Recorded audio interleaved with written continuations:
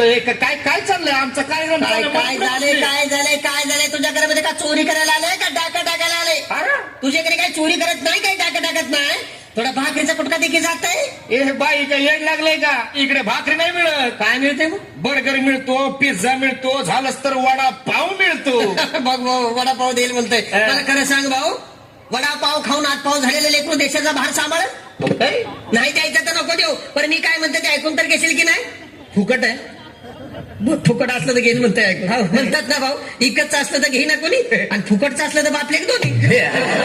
फुकटचं फुकट का होईना, पण तू जर माझं ऐकून घेतलं ना तर बुरगुंडा होईल. असं आलं तुला? अरे बुरगुंडा म्हणजे तुला काही वेगळं वाटलं काय? बुरगुंडा म्हणजे लेकरू, मला ऑलरेडी 2 लेकर आहे. अरे बुरगुंडा म्हणजे लेकर बाळ नाही. अरे बाबा, बुरगुंडा म्हणजे आमचं भाषेमध्ये बुरगुंडा या शब्दाचा अर्थ आहे ज्ञान. अच्छा अच्छा, म्हणजे आमच्या मराठी भाषेत जसं नॉलेज.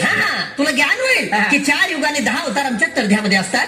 तुझ्या आहे तुझं पाशी, परंतु तू जागा चुकलाशी, आणि तीच चुकलेली जागा दाखवण्यासाठी संतांनी ग्रंथांचं, भारुडांचं, वाङ्मयांचं निर्मिती केलेलं आहे. बाबा मला सांग, एखाद्या वेळी ग्रंथ जुनं झालं, त्याचा दुसरा आवृत्ती काढता येईल. भारुड जर फाटायला लागलं, त्याचा झेरॉक्स करून ठेवता येईल. परंतु मला सांग भाऊ, त्या ग्रंथांचा संस्कार करून घेण्यासाठी या नरध्याची प्राप्ती आम्हाला परमात्माने करून दिली. या नरध्याचं झेरॉक्स मशीन झालं करे भाऊ तयार राजू?